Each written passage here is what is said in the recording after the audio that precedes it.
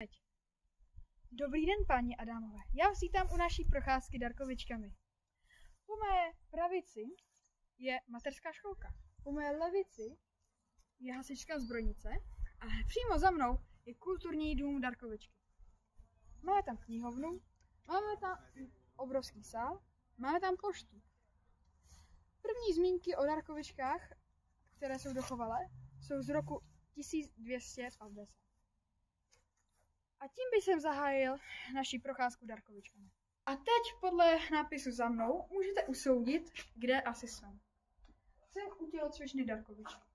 Chodí tady školáci, když mají hodinu tělocviku, a za tělocvičnou se taky nachází pár věcí. Se nacházím za tělocvičnou, kde je workoutové hřiště a tamhle je horolezecká střecha. Na workoutovém hřišti se dá cvičit, nebo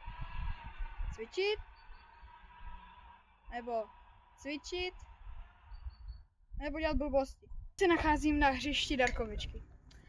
Zde je hromada průlezek pro děti. Tamhle je skluzavka, tamhle je druhá skluzavka. Úplně všude. A zde na tomto kopci tak se dá perfektně bobovat v zimě. S tím, že tamhle kousek za tím domem jsou ještě traily, na které se potom samozřejmě též podíváme. Zatím nejsou dostavěné, ale třeba za rok to by mohly být. Jak jsem zmiňoval ty traily, tak zde jsou. Ještě nejsou doopravdy dodělané, ale jak jsem taky zmiňoval, za rok by krásně mohly být. Takže tady bude úplně skvělé poježdíčko i pro zkušenější, pro takové polo, a i pro úplné amatéry.